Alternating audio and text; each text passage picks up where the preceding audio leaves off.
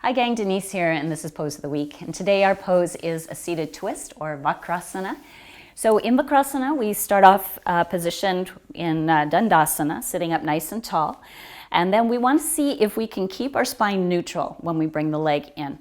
So if the pelvis spills back, and it's a lot of work to keep it upright and neutral, then you know what, it's just better to bring something under the sitting bones. That will help you elongate the spine.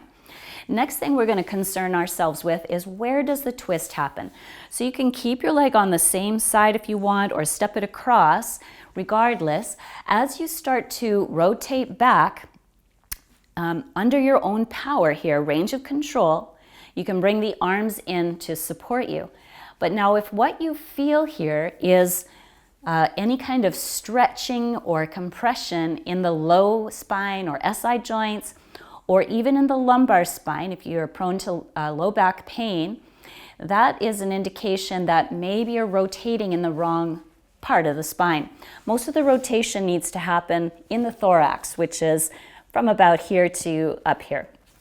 All right, so I want to feel this rotation in my upper back. That's where I need it, and that's the part of the spine that has the most rotation. So that's where I'm going to take it. So range of control. If I'm feeling it in my low back, I'll just inch my sitting bone back a little bit. It doesn't have to be a lot. It's just a slight adjustment that's probably going to relieve that shear and compression from the low back. Then I come in and support with my arms. All right, so those are the first considerations. And then you might be someone who's working on your bind. So once again, I'll just reiterate that range of control is very important. Can you get into this rotation under your own power first of all? If you're going to take a bind, you don't want that bind to be taking you somewhere where you don't have control over. So when it is appropriate, you're going to actually medially rotate quite strongly at the shoulder. This is typically where we injure the shoulder, is in the strongly medially rotated position. So you are going into that risky area. You're feeding your arm through and then catching here. Now, if that is really making your spine go into flexion and you're getting this shape happening, you're not ready for that bind. It's just not appropriate for you yet. Much better to keep the chest up and open and the spine nice and long. But if you find that you can get into the bind and it doesn't take you out of your aligned position, then fair enough, stay there and breathe.